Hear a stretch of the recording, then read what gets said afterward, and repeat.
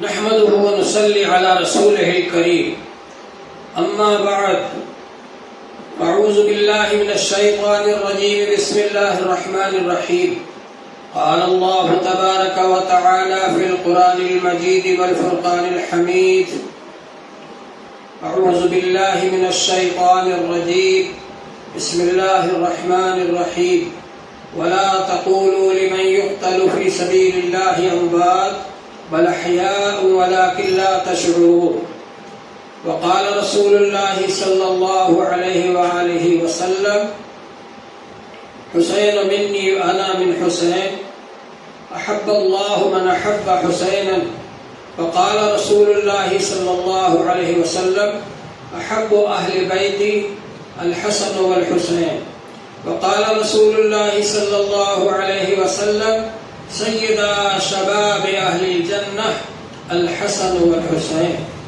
رضی اللہ عنہما۔ محترم حضرات،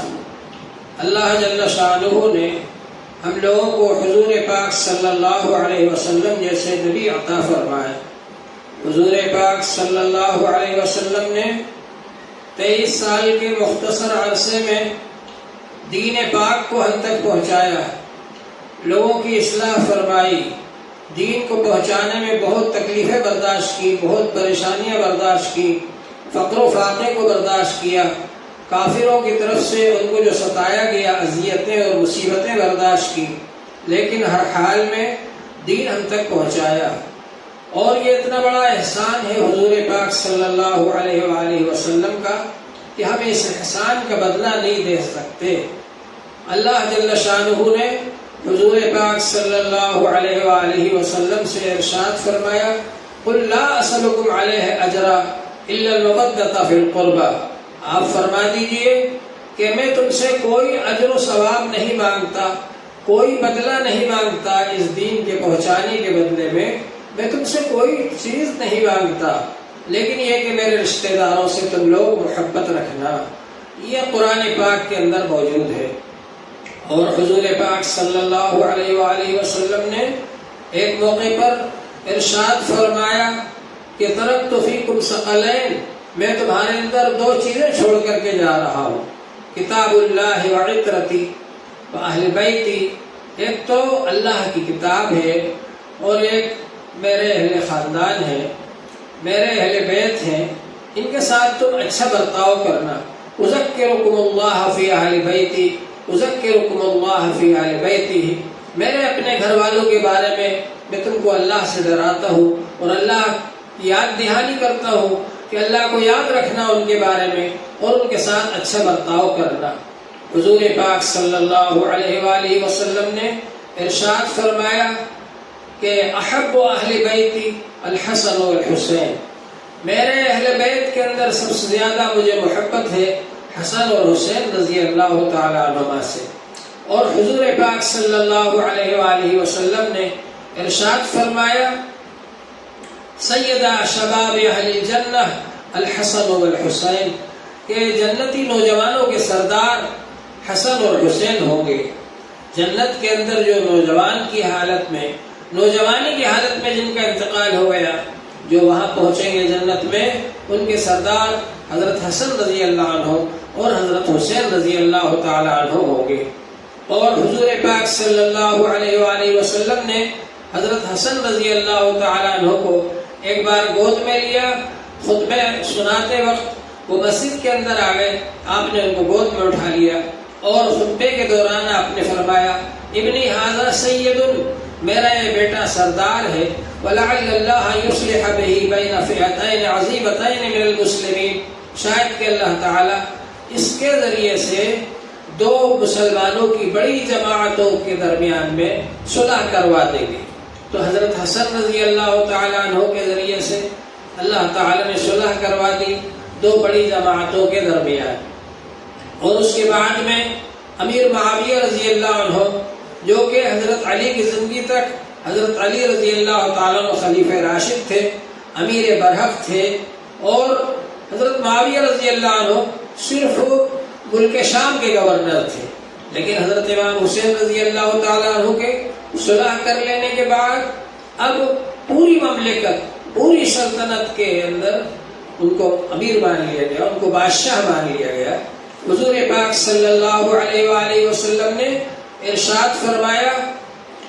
کہ فَمَن يَعِشْ مِنكُم بَعْدِي فَسَيَرَىٰ اخْتِلَافًا كَثِيرًا، میرے بعد جو لوگ زندہ رہیں گے وہ بہت سے اختلافات دیکھیں گے۔ فَعَلَيْكُمْ بِسُنَّتِي وَسُنَّتِ الْخُلَفَاءِ الرَّاشِدِينَ الْمَهْدِيِّينَ، تم پر لازم ہے تم میری سنتوں کے مطابق عمل کرنا اور خلفائے راشدین جو ہدایت یافتہ ہیں ان کے طریقے کے مطابق عمل کرنا۔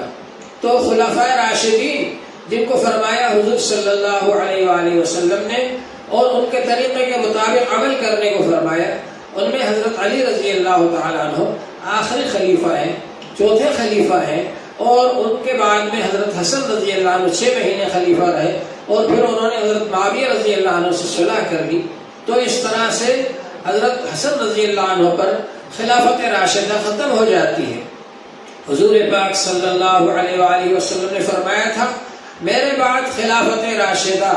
میرے بعد خلافت نبوت یعنی نبیوں کی خلافت اور نبی کے نائب جو خلفائے راشدین ہیں وہ میرے بعد خلافت رہے گی 30 سال تک، اور اس کے بعد پھر بادشاہت آ جائے گی، اور پھر اس کے بعد کاٹ کھانے والی بادشاہت آ جائے گی۔ تو حضور پاک صلی اللہ علیہ وآلہ وسلم کے بعد میں 30 سال پورے ہو رہے ہیں حضرت علی رضی اللہ تعالیٰ عنہ کے زمانے میں، اور حضرت حسن رضی اللہ عنہ کے صلح کر لینے کے وقت یہ 30 سال پورے ہو رہے ہیں۔ یہ خلافت کا دور ختم ہو گیا، اب اس کے بعد میں بادشاہت کا دور آ گیا، اور امیر معاویہ جو ہے وہ بادشاہ بن گئے، اور اس کے بعد پھر امیر معاویہ نے اپنے بعد اپنے بیٹے یزید کو نامزد کر دیا، مقرر کر دیا، اور ان کو کہہ دیا کہ یہ میرے بعد یہ خلیفہ رہیں گے یا بادشاہ رہیں گے۔ تو اس طرح سے اس سے صحابہ نے اختلافات کیے کہ یہ صحیح نہیں ہے طریقہ، اور بہرحال وہ سلسلہ چلتا رہا۔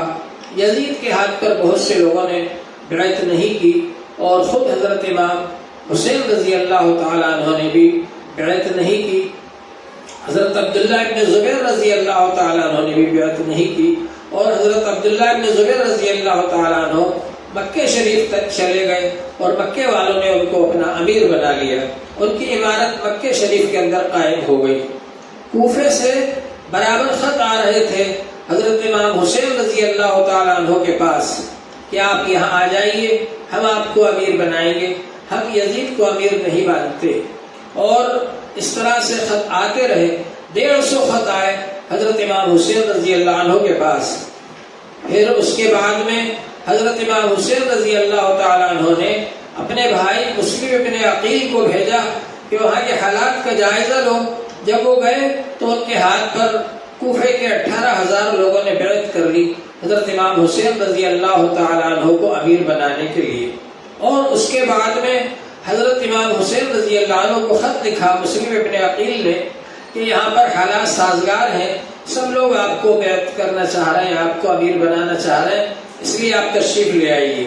حضرت امام حسین رضی اللہ تعالیٰ عنہ یہ سمجھتے تھے کہ ابھی یزید کے ہاتھ پر لوگوں نے بیعت مکمل نہیں کی ہے، اور کوفے والے بھی خلاف ہیں، مکے والے بھی خلاف ہیں، اور مدینے والے بھی خلاف ہیں، تو اس لیے اس کو ہٹایا جا سکتا ہے اور اس کی جگہ پر دوسرے آدمی کو بنایا جا سکتا ہے، کیونکہ یزید کے جو حالات لوگوں کے سامنے آ رہے تھے کہ وہ شراب پیتا تھا، حرام کاری کرتا تھا، برے کام کرتا تھا، تو اس کی وجہ سے حضرت امام حسین رضی اللہ عنہ اور بہت سے بڑے بڑے حضرات اس کے خلاف تھے۔ بہرحال حضرت امام حسین رضی اللہ عنہ کے پاس مسلم ابن عقیل کا جب خط آیا تو وہ روانہ ہو گئے مکہ شریف سے، حالانکہ بہت سے حضرات نے ان کو منع بھی کیا کہ آپ نہ جائیں، لیکن جب آخری خط آیا کوفے والوں کا جس میں یہ لکھا ہوا تھا کہ اگر آپ نہیں آئیں گے تو اب قیامت کے دن اللہ جل شانہ کے سامنے آپ کی شکایت کریں گے، اور یہ کہیں گے کہ ایسے وقت میں جب کہ دین کو مٹایا جا رہا تھا، جب دین کو نقصان پہنچایا جا رہا تھا،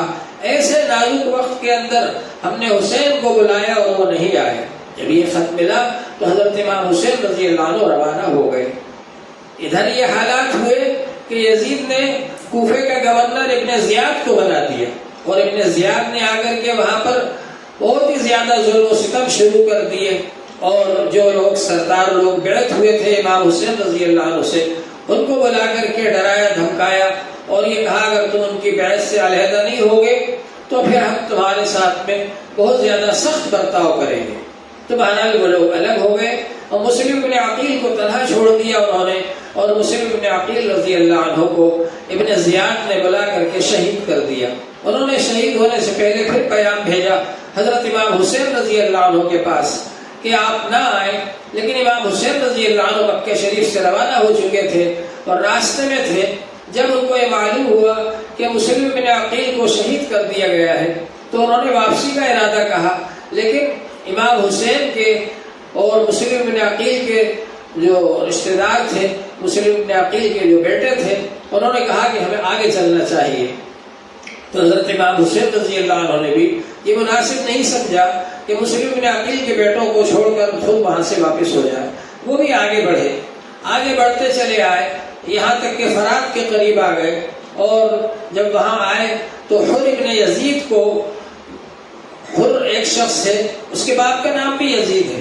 حر کو ایک لشکر دے کر، 1000 کا لشکر دے کر ابن زیاد نے بھیجا تھا، اس لیے کہ امام حسین رضی اللہ عنہ کا راستہ روک لو۔ چنانچہ حر نے آ کر کے راستہ روک لیا امام حسین رضی اللہ عنہ کا، کہا کہ اب آپ یہاں سے آگے نہیں جا سکتے۔ اس جگہ کا نام کربو بلا ہے، وہاں پر ان کو روک دیا گیا، اور پھر ابن زیاد نے ایک لشکر عمرو بن سعد کے ساتھ بھیجا 4000 آدمیوں کا، اور کہا کہ تم جاتے سے ہی جنگ شروع کر دو، لیکن عمرو بن سعد نے آتے سے ہی جنگ شروع نہیں کی، بلکہ آ کر کے بات چیت کی، اور حضرت امام حسین رضی اللہ عنہ نے فرمایا کہ اگر تم کو میرا آنا ناپسند ہے تو میں واپس چلا جاتا ہوں۔ حالانکہ آپ نے خطبہ دیا، اور اس خطبے کے اندر آپ نے ان لوگوں سے کہا کہ بھئی تم کیوں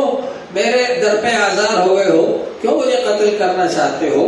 میں نے تو کوئی ایسا جرم نہیں کیا جس کی وجہ سے مجھ کو قتل کیا جائے۔ اور امام حسین رضی اللہ تعالیٰ عنہ نے وہ تھیلا نکال کر کے اور اس میں سے خط نکال کر پڑھ کر سنائے کہ تم ہی لوگوں نے مجھے بلایا ہے خط لکھ کر کے، لیکن وہ لوگ جنہوں نے خط لکھے تھے وہ یزید کے لشکر میں شامل تھے، اور انہوں نے کہہ دیا کہ ہم نے آپ کو کوئی خط نہیں لکھا۔ بہرحال حضرت امام حسین رضی اللہ تعالیٰ عنہ کو میدان کربلا میں روک لیا گیا، اور عمرو بن سعد سے حضرت امام حسین رضی اللہ عنہ نے فرمایا کہ یہ 3 باتوں میں سے کوئی ایک بات مان لو، یا تو یہ کہ میں جہاں سے آیا ہوں مکہ شریف وہیں واپس چلا جاتا ہوں، یا ہے کہ یزید کے پاس میں خود جاتا ہوں اور جا کر کے اس کو نصیحت کرتا ہوں، اس کو بتلاتا ہوں کہ جو تمہارے حالات ہیں ان حالات سے لوگ تم سے نفرت کر رہے ہیں، تم اپنی اصلاح کر لو۔ اگر وہ اپنی اصلاح کر لیتا ہے تو ٹھیک ہے، اور اگر وہ اصلاح نہیں کرتا ہے تو اس کی جگہ پر ہم لوگوں کو جمع کر کے اور دوسرے آدمی کو بنا دیتے ہیں، اور یا پھر یہ کہ مجھ کو جانے دو اور میں جا کر کے سرحد پر جاتا ہوں اور وہاں کافروں سے جنگ کرتے ہوئے، جہاد کرتے ہوئے وہاں پر میں شہید ہو جاتا ہوں۔ یہ 3 باتوں میں سے کوئی ایک مان لو۔ عمرو بن سعد نے کہا یہ تو بہت اچھی بات ہے۔ وہ تینوں باتیں لکھ کر کے اس نے ابن زیاد کے پاس بھیج دی۔ ابن زیاد نے جب وہ خط پڑھا تو اس کے پاس شمر جوشن بیٹھا ہوا تھا، اس نے کہا کہ نہیں، ان تینوں باتوں میں سے کوئی نہ مانو اور ان کو یزید کے پاس نہ جانے دو۔ اگر یزید کے پاس یہ چلے گئے تو تیری کوئی عزت باقی نہیں رہے گی یزید کی نظر میں۔ ابن زیاد کے دماغ میں یہ بات بیٹھ گئی اور اس نے کہا شمر جوشن سے کہ میں تم کو یہ ایک لشکر دے رہا ہوں، تم جاؤ اور جاتے سے ہی جنگ شروع کر دو۔ چنانچہ شمر جوشن کو 22,000 کا لشکر دیا اور اس کو روانہ کیا، اور وہ سب لوگ وہاں آ کر کے حضرت امام حسین رضی اللہ تعالیٰ عنہ سے جنگ کرنے لگے۔ حضرت امام حسین رضی اللہ تعالیٰ عنہ کے ساتھ میں آپ کے بیٹے تھے، آپ کے بھتیجے تھے، اور آپ کے بھانجے تھے، اور آپ کے رشتہ دار تھے، اور بہت کم لوگ تھے آپ کے ساتھ میں، اور اس طرف اتنی بڑی فوج تھی۔ اور ان لوگوں نے یہ سوچا کہ جب امام حسین رضی اللہ عنہ کے رشتہ داروں کو شہید کر دیا جائے گا تو یہ مجبور ہو جائیں گے ہماری بات ماننے پر، اس لیے وہ اس طرح سے جنگ کرتے تھے کہ ایک آدمی امام حسین رضی اللہ عنہ کی طرف سے آتے تھے اور وہ لوگ ان پر حملہ کرتے تھے۔ اس طرح سے ایک ایک کو بلا کر کے اور سب لوگوں نے مل کر کے شہید کر دیا۔ حضرت امام حسین رضی اللہ تعالیٰ عنہ کے بیٹے ہیں علی اکبر، ان کو شہید کر دیا گیا۔ حضرت امام حسین رضی اللہ عنہ کے سب سے چھوٹے بیٹے علی اصغر، وہ تو دودھ پیتے تھے، ان کو لے کر کے آگے گود میں اور کہا کہ اس بچے نے تمہارا کیا بگاڑا ہے، اس کے لیے تو کم سے کم پانی لانے کی اجازت دے دو، لیکن ان کمبختوں نے تیر مارا اور علی اصغر کو بھی شہید کر دیا۔ اور اس طرح سے قاسم بھی شہید ہو گئے اور بہت سے حضرات جو وہاں تھے وہ سب شہید ہو گئے۔ آخر میں حضرت امام حسین رضی اللہ تعالیٰ عنہ بچے۔ حضرت امام حسین رضی اللہ تعالیٰ عنہ لڑتے رہے اور بہادری کے ساتھ میں لڑتے رہے، ان سے جنگ کرتے رہے، اور ان کے جسم کے اوپر اتنے زیادہ زخم تھے، تیر کے، تلوار کے اور نیزوں کے اور بھالوں کے اتنے زیادہ زخم تھے کہ 80 کے قریب زخم تھے حضرت امام حسین رضی اللہ تعالیٰ عنہ کے جسم مبارک پر۔ اور پھر آخر میں سنان ابن انس نخعی نے ایک نیزہ مارا، وہ آر پار ہو گیا اور حضرت امام حسین رضی اللہ عنہ شہید کر دیے گئے۔ اور پھر ان کے سر مبارک کو کاٹا گیا اور شہداء کربلا کے سر مبارک کو، سروں کو کاٹا گیا اور ان کو لے جا کر نیزے پر اٹھا کر کے کوفے میں جلوس نکالا گیا۔ اور حضرت امام حسین رضی اللہ عنہ کے ساتھ میں جو خواتین تھیں خیمے کے اندر، حضرت زینب رضی اللہ تعالی عنہ، حضرت امام حسین رضی اللہ تعالی عنہ کی بہن، اور حضرت سکینہ رضی اللہ تعالی عنہ، حضرت امام حسین رضی اللہ عنہ کی بیٹی، اور جو خواتین تھیں ان سب کو بھی اٹھ پر بٹھا کر کے لے گئے اور ان کا بھی جلوس نکالا کوفے کے اندر۔ اور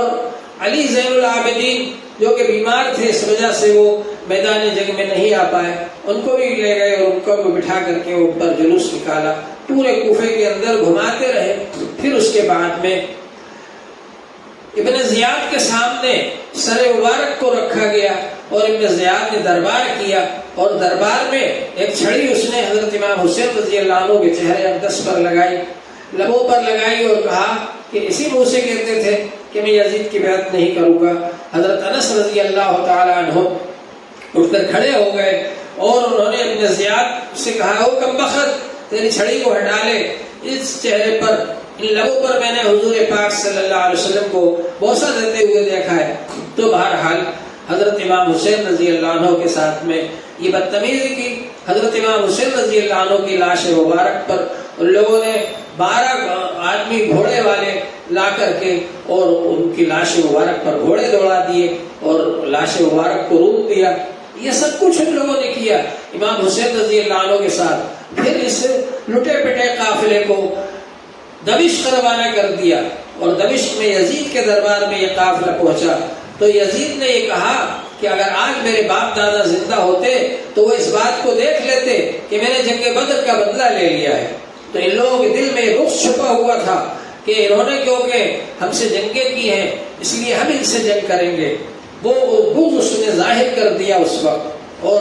ظاہری طور پر پھر جب دیکھا کہ چاروں طرف سے لوگ مخالف ہو رہے ہیں اور یزید کی مخالفت اور برائی ہو رہی ہے، اس سے لوگ نفرت کر رہے ہیں، تو پھر یزید نے ڈھونگ رچایا اور یہ کہا کہ 3 دن تک سوگ منایا جائے۔ بہرحال حضرت امام حسین رضی اللہ تعالیٰ عنہ کو شہید کر دیا گیا، اور اس وقت یزید یہ سمجھ رہا تھا کہ میری یہ حکومت ہمیشہ ہمیشہ باقی رہے گی، اور یزید یہ سمجھ رہا تھا کہ میں جو چاہوں گا کروں گا۔ ایک طرف اللہ کا قانون تھا، ایک طرف یزید کی حکومت تھی، ایک طرف شریعت کا قانون تھا، قرآن پاک کا قانون تھا، اور یزید یہ چاہتا تھا کہ قرآن پاک کے قانون کو ختم کر دے، شریعت کے قانون کو ختم کر دے، اور اپنے منمانا قانون چلائے اور اپنی طبیعت کا قانون چلائے۔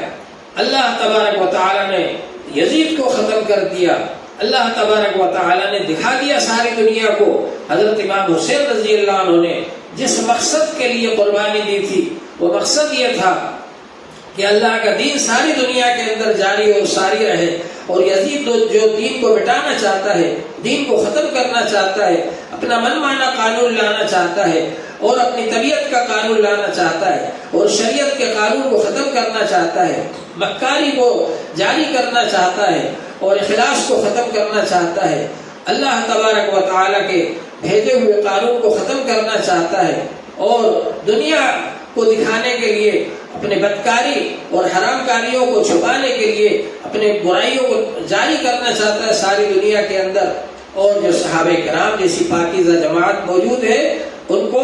یا تو وہ اپنے طاقت کے زور سے اپنے فیور میں کرنا چاہتا ہے تاکہ وہ خاموش رہیں اور یزید کے برے ارادوں کے اندر حائل نہ ہو اور یہ جو چاہے کرتا رہے. لیکن حضرت امام حسین رضی اللہ تعالیٰ عنہ نے مقابلے پر آ کر جہاد کر کے اس سے جنگ کر کے اور اس کو یہ ظاہر کر دیا ساری دنیا کے سامنے کہ یزید کے ارادے غلط ہیں، یزید کی حکومت غلط ہے، یزید کا قانون غلط ہے، یزید کی عادتیں اچھی نہیں ہیں، یزید کے اندر برائیاں پائی جاتی ہے. اور اس کے نتیجے میں ساری دنیا کے سامنے یہ ظاہر ہو گیا. سب لوگ یزید سے نفرت کرنے لگے اور یزید جس نے حضرت امام حسین رضی اللہ تعالیٰ عنہ کو شہید کر دیا، ان کے خاندان کو شہید کر دیا، ان کے بچوں کو شہید کر دیا، اور وہ یہ سمجھتا تھا کہ اب میری حکومت ہمیشہ ہمیشہ رہے گی. لیکن اللہ تعالیٰ نے دکھا دیا کہ یزید کی حکومت زیادہ دنوں تک نہیں رہ سکی اور اس کی حکومت ختم ہو گئی. یزید نے ایک طرف امام حسین رضی اللہ تعالیٰ عنہ کو شہید کیا، اس کے بعد اس نے مدینے پر چڑھائی کرنے کے لیے لشکر بھیج دیا اور مدینے کے اندر 3 دن تک ایسا قتل عام مچایا کہ ہزاروں کی تعداد میں وہاں پر اللہ والوں کو شہید کر دیا. سینکڑوں صحابہ موجود تھے، ان کو شہید کر دیا اور بہت سے حضرات جو نیک تھے، تابعین تھے، ان کو شہید کر دیا. اور وہاں پر اس نے 3 دن تک فوج کو پوری اجازت دے دی کہ وہ جو چاہے کرے، بدکاری کرے، برائی کرے، جو چاہے کرے. اس طرح سے ان لوگوں نے مدینہ کو 3 دن تک حلال کر لیا. اور پھر اس کے بعد اس نے مکہ شریف پر چڑھائی کر دی اور خانہ کعبہ پر پتھر برسائے اور خانہ کعبہ میں آگ لگائی اور خانہ کعبہ پر اس نے چڑھائی کر دی. یہ 3 کام اس نے کر لیے. لیکن اس کے بعد یزید ہمیشہ کے لیے ختم ہو گیا. نہ صرف یہ کہ یزید مر گیا بلکہ یزید کے خاندان میں سے بھی حکومت ختم ہو گئی. اور مروان جو کہ اس کو یہ سب غلط مشورے دے کر یہ سب غلط کام کروا رہا تھا، مروان بادشاہ بن گیا اور مروان نے یزید کی بیوی سے نکاح کر لیا اور اس کے بعد میں پھر یزید کی حکومت ہمیشہ کے لیے ختم ہو گئی. تو اس سے یہ معلوم ہوتا ہے کہ اللہ تبارک و تعالی دنیا کے اندر چھوٹ دیتا ہے. فرعون کو بھی چھوٹ دی اور نمرود کو بھی چھوٹ دی، لیکن جب ان لوگوں نے اس حکومت کو غلط استعمال کیا تو اللہ تبارک و تعالی نے ان کو ختم کر دیا. یزید ظالم اور جابر آدمی تھا، یزید کا ظلم و ستم ختم ہو گیا اور اللہ تبارک و تعالی نے ہمیشہ ہمیشہ اس کو ختم کر دیا. حضرت امام حسین رضی اللہ تعالیٰ عنہ کی سیرت پاک آج بھی ہم کو ایک پیغام دیتی ہے. حضرت امام حسین رضی اللہ تعالیٰ عنہ کان کثیر الصلاۃ والصوم والصدقہ، بہت زیادہ نماز پڑھنے والے، بہت زیادہ صدقہ و خیرات کرنے والے، بہت زیادہ حج کرنے والے تھے، بہت زیادہ روزے رکھنے والے تھے. حضرت امام حسین رضی اللہ تعالیٰ عنہ بڑے رحم دل تھے. حضرت امام حسین رضی اللہ تعالیٰ عنہ خوب علم حاصل کرنے والے اور علم کو پھیلانے والے تھے. حضرت امام حسین رضی اللہ تعالیٰ عنہ لوگوں کے ساتھ بہت اچھا برتاؤ کرنے والے اور بہت اچھے اخلاق والے تھے. آج حضرت امام حسین رضی اللہ عنہ کا پیغام ہے کہ ہم ان چیزوں کو زندہ کریں جو حضرت امام حسین رضی اللہ عنہ اچھے کام کر کے گئے، جو نیک کام کر کے گئے، ان نیک کاموں کو ہم زندہ کریں. حضرت امام حسین رضی اللہ عنہ کی زندہ یادگار بنے، زندہ مثال بنے، چلتی پھرتی تصویر بنے امام حسین رضی اللہ عنہ کی. اور اس کی کوشش کریں ہم کہ امام حسین رضی اللہ عنہ نے جو پیغام دیا ہے، حضور پاک صلی اللہ علیہ وآلہ وسلم نے جو ارشاد فرمایا کہ افضل الجہاد من قال کلمۃ حق عند سلطان جائر، سب سے زیادہ فضیلت والا جہاد اس شخص کا ہے جو ظالم بادشاہ کے سامنے حق بات کہے. تو ہم اس کی کوشش کریں کہ ہم ظالم بادشاہ کے سامنے بھی حق بات کہیں گے اور دین پر کامل مکمل طریقے سے عمل کریں گے. ہماری زندگی میں اور ہمارے گھر میں اور ہمارے خاندان میں اور ہمارے برادری میں ہم دین کو زندہ کریں گے، دین کی ایک ایک بات پر عمل کریں گے، حضور پاک صلی اللہ علیہ وسلم کی سنتوں کو زندہ کریں گے اور قرآن پاک کے قانون کو زندہ کریں گے. اور ہم اس کی کوشش کریں گے کہ لوگوں میں اچھائیاں پھیلے اور برائیاں ختم ہو. اچھائیوں کو پھیلانے کے لیے، برائیوں کو ختم کرنے کے لیے اللہ تبارک و تعالی نے ہم کو موقع عطا فرمایا ہے، اور امام حسین رضی اللہ تعالیٰ عنہ نے ہم کو یہ راستہ دکھایا ہے، ہم کو یہ طریقہ بتلایا ہے کہ ہم عزم اور استقلال کے ساتھ میں کھڑے رہو، اور ہم یہ نہ سوچیں کہ ہم دوسروں کے مقابلے میں کمزور ہیں اور ہم ہار جائیں گے.